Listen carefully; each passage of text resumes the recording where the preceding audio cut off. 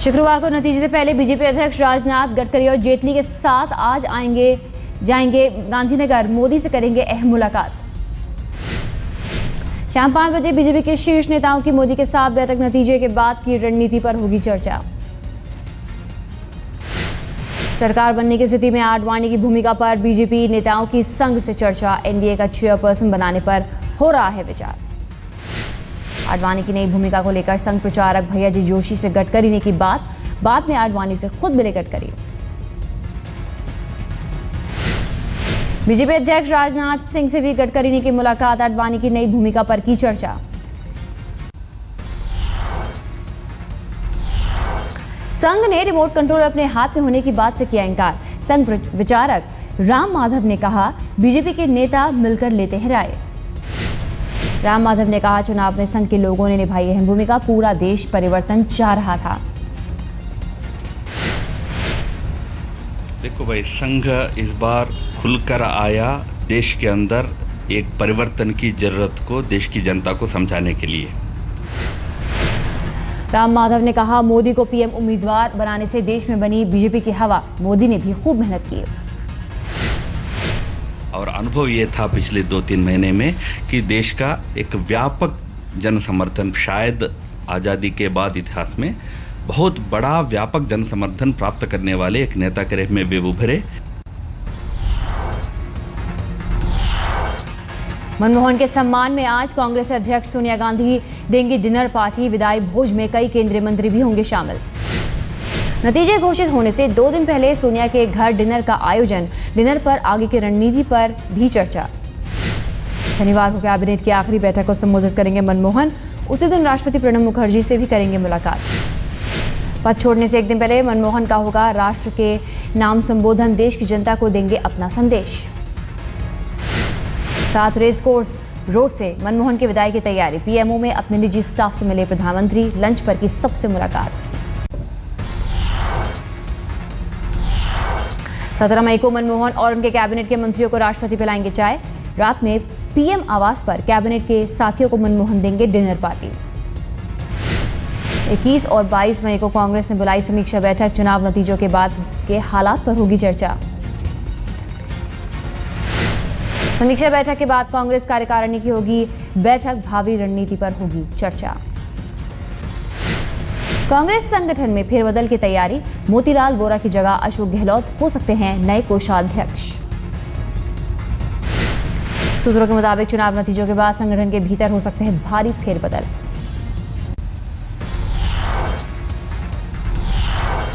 मनमोहन के लिए दिल्ली में उनका नया आवास पूरी तरह तैयार। 7 रेस कोर्स से निकलने के बाद 3 मोतीलाल नेहरू मार्ग में रहेंगे मनमोहन। 3 मोतीलाल नेहरू मार्ग वाले घर में पहले दिल्ली की पूर्व मुख्यमंत्री शीला दीक्षित रहती थी। 10 साल तक इस घर में रही थी शीला। हमेशा बीजेपी के निशाने पर रहने वाले मनमोहन की जेटली ने की तारीफ। ब्लॉग में लिखा, हर विषय पर उनकी पहले से तैयारी। जेटली ने अपने ब्लॉग में मनमोहन को बताया सयाना आदमी। कहा, पूरी गरिमा के साथ विदा हो रहे हैं। अरुण जेटली ने लिखा, अगर उन्होंने सही वक्त पर अपनी आवाज उठाई होती और असहमति व्यक्त की होती तब भी उनका बड़ा सम्मान होता। एलजेपी के मुखिया रामविलास पासवान का दावा, केंद्र में एनडीए की सरकार बनने से कोई रोक नहीं सकता, सिर्फ औपचारिकताएं बाकी। एग्जिट पोल नतीजों से पासवान गदगद। कहा, 300 का आंकड़ा पार कर जाएगा एनडीए।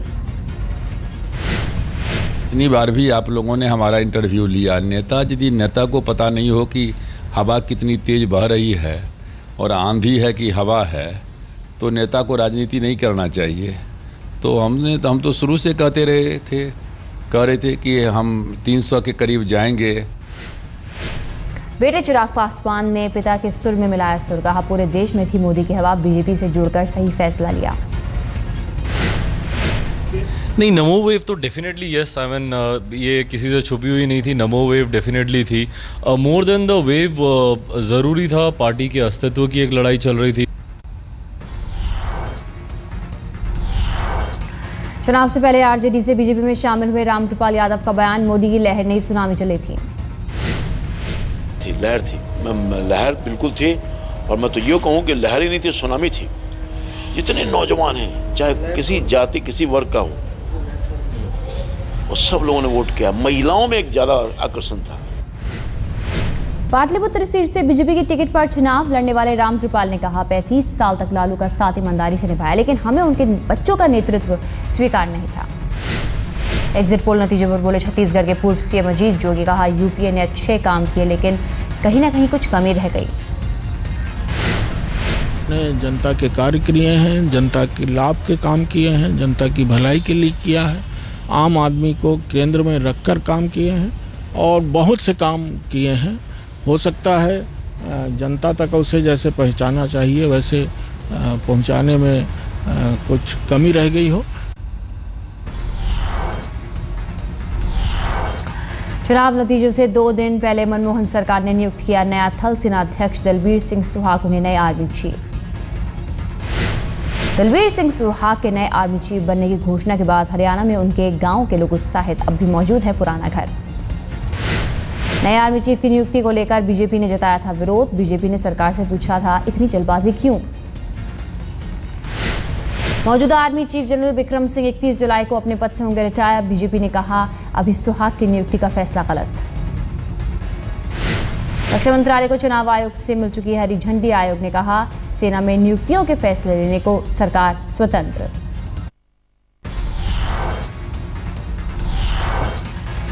महाराष्ट्र में 84 वीआईपी लोगों की सुरक्षा में 812 सुरक्षाकर्मी तैनात। आरटीआई से मांगी जानकारी में हुआ खुलासा। गृहमंत्री शिंदे और उनकी बेटी प्रणीति के लिए 52 सुरक्षाकर्मी, पत्नी उज्ज्वला शिंदे की सुरक्षा में 14 सुरक्षाकर्मी। महाराष्ट्र के सीएम पृथ्वीराज चव्हाण की सुरक्षा में 46 सुरक्षाकर्मी, डिप्टी सीएम अजीत पवार की सुरक्षा में 31 और छगन भुजबल की सुरक्षा में 25 सुरक्षाकर्मी तैनात। महाराष्ट्र के पूर्व सीएम अशोक चव्हाण, शिवसेना अध्यक्ष उद्धव ठाकरे, एमएनएस के मुखिया राज ठाकरे समेत 18 लोगों को जेड श्रेणी की सुरक्षा, 19 वीआईपी को वाई श्रेणी की सुरक्षा। इंडिया की लॉ एंड ऑर्डर सिचुएशन बहुत अच्छा है, तो ये तो खुद उनके फैमिली के ऊपर more than 60 to 65 police force have been deployed, तो ये तो दिस इज नॉट एक्सेप्टेबल और ये सब पब्लिक के पैसे से जा रहा है।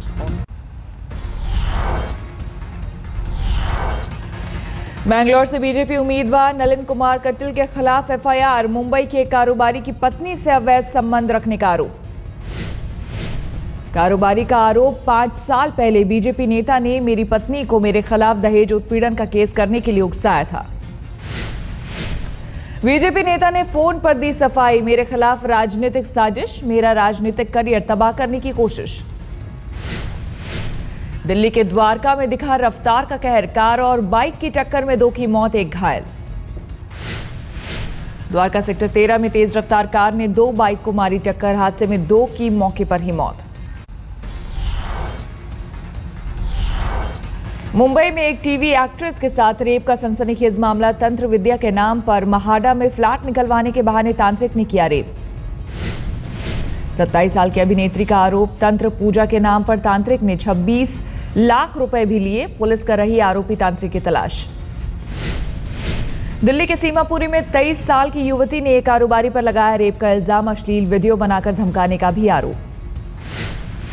आरोपी राजीव अरोड़ा दिलशाद गार्डन का रहने वाला, पीड़ित का इल्जाम गाड़ी में नशीला पदार्थ खिलाकर बनाया हवस का शिकार। पीड़ित युवती का आरोप, अश्लील वीडियो के जरिए धमकाकर कारोबारी ने कई बार किया रेप। पुलिस ने दर्ज किया मामला, लेकिन आरोपी अब तक फरार। दिल्ली पुलिस की गिरफ्त में आया सीरियल रेपिस्ट, 10 महीने में 8 महिलाओं से बलात्कार का जुर्म कबूला। आरोपी के 2 साथी भी चढ़े पुलिस के हत्थे। रेप के साथ 24 आपराधिक मामलों में शामिल रहा है आरोपी। पटना से सटे फतुआ में लूट की बड़ी वारदात, कैश वैन से 1 करोड़ से भी ज्यादा रकम लूट कर फरार हुए बदमाश।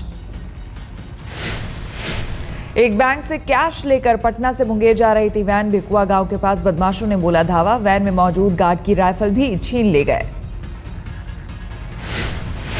असम के चिरांग जिले में एक गाड़ी से भारी मात्रा में हथियार बरामद, ड्राइवर को गिरफ्तार कर पुलिस कर रही है पूछताछ। भारी बारिश के कारण रोकी गई बद्रीनाथ यात्रा, कंचनगंगा में ग्लेशियर आने से बंद हुआ रास्ता। खराब मौसम के चलते जोशीमठ में रोकी गई यात्रा, मौसम सुधरने पर ही आगे जाने की मिलेगी इजाजत। दोपहर से हम जोशीमठ में फंसे हैं। कल दोपहर से आधा घंटा एक घंटा कह रहे हैं, कोई प्रशासन नहीं सुनवाई दे रहा, कोई हमें सही रिपोर्ट नहीं दे रहा कि वापस आए या आगे जाए। दिल्ली में बारिश के बाद लोगों को गर्मी से राहत। मौसम विभाग के मुताबिक 16 मई तक गर्मी से मिलेगी निजात। मंगलवार को भी दिल्ली में बारिश के साथ चली तेज हवाएं। आज भी मौसम खुशनुमा रहने के आसार। आईपीएल में दिल्ली की हार का सिलसिला जारी। रॉयल चैलेंजर्स बैंगलोर ने 16 रन से हराया। बैंगलोर की जीत में हीरो रहे युवराज सिंह 29 गेंदों पर 68 रनों की तूफानी पारी खेली। युवराज की आतिशी बल्लेबाजी के आगे दिल्ली के गेंदबाज बेबस अपनी तूफानी पारी में 9 छक्के और 1 चौके लगाए। पहले बल्लेबाजी करते हुए बैंगलोर ने 4 विकेट खोकर बनाए 186 रन। जवाब में दिल्ली की टीम 7 विकेट खोकर 170 रन ही बना सकी। बैंगलोर की ओर से डिविलियर्स ने खेली 33 रनों की पारी। गेल ने 22 और पार्थिव पटेल ने 29 रन बनाए।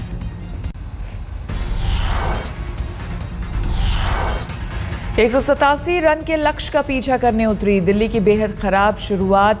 10 रन के भीतर दोनों सलामी बल्लेबाज लौटे पवेलियन। कप्तान पीटरसन ने खेली 33 रनों की पारी। ड्यूमिनी ने सबसे ज्यादा 48 रन बनाए। आईपीएल के दूसरे मुकाबले में चेन्नई ने राजस्थान को हराया। 5 विकेट से दी करारी शिकस्त। रांची में हुए मुकाबले में राजस्थान ने चेन्नई के सामने रखा था 149 का लक्ष्य। 2 गेंद रहते जीता चेन्नई। चेन्नई की ओर से इवन स्मिथ ने बनाए सबसे ज्यादा 44 रन। डुप्लेसिस ने 38 और धोनी ने नाबाद 26 रन बनाए। राजस्थान की ओर से कप्तान वॉटसन ने बनाए सबसे ज्यादा 51 रन। अंकित शर्मा ने बनाए 30 रन। रविंद्र जडेजा को शानदार गेंदबाजी के लिए मिला man of the match. 4 over में 18 रन खर्च कर 2 विकेट लिए। तेज गेंदबाज मोहित शर्मा 3 विकेट लेकर सबसे कामयाब गेंदबाज अश्विन को मिली 1 सफलता। 10 में से 8 मैच जीतकर अंक तालिका में टॉप पर पहुंचा चेन्नई। 9 मैचों में 7 जीत हासिल कर पंजाब दूसरे नंबर पर।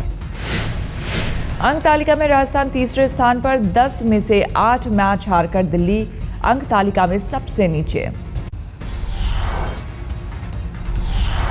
एग्जिट पोल के नतीजों से शेयर बाजार में उछाल। सेंसेक्स ने पहली बार 24,000 के आंकड़े को छुआ। 320 अंकों की बनाई बढ़त। सेंसेक्स 320 अंक उछलकर 23,871 पर बंद। निफ्टी ने भी मारी 94 अंकों की छलांग। इतिहास में पहली बार 7100 के पार पहुंचा निफ्टी। लगातार तीसरे दिन बाजार में दिखी तेजी। बाजार के जानकारों की राय। मोदी की सरकार आने की उम्मीद से निवेशकों का बढ़ा बाजार में भरोसा। जो एनडीए के बहुमत की बात है और रिजल्ट आता है, एक्चुअली अगर वैसा होता है जो एग्जिट पोल और सब दिखा रहे हैं, तो मार्केट अभी यहाँ से बहुत ज़्यादा बढ़ने की गुंजाइश नहीं है। करीब 1001 पॉइंट और बढ़ सकता है यहाँ से।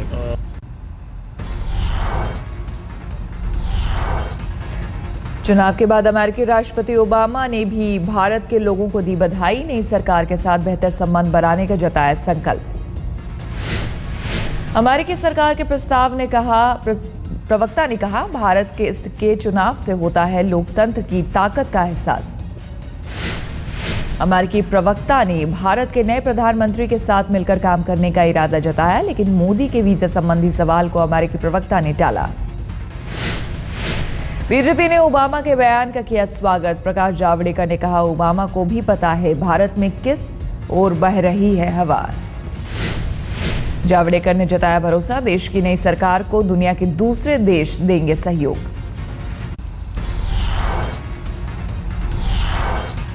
फांसी के 83 साल बाद शहीद भगत सिंह के लिए उठी इंसाफ की मांग। भगत सिंह मेमोरियल फाउंडेशन ने लाहौर हाईकोर्ट में अर्जी दाखिल कर की शहीद को बेगुनाह घोषित करने की मांग। पिछले दिनों ये तथ्य सामने आया था कि बगैर एफआईआर के भगत सिंह को दी गई थी फांसी।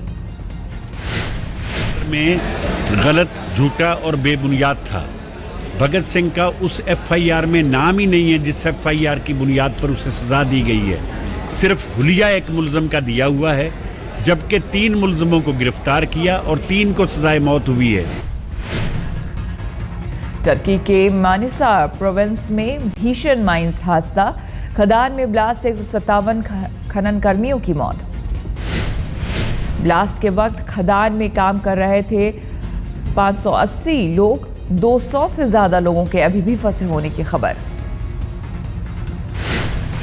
खदान के भीतर बिजली के ट्रांसफार्मर में गड़बड़ी से ब्लास्ट की आशंका, युद्ध स्तर पर रेस्क्यू ऑपरेशन जारी है।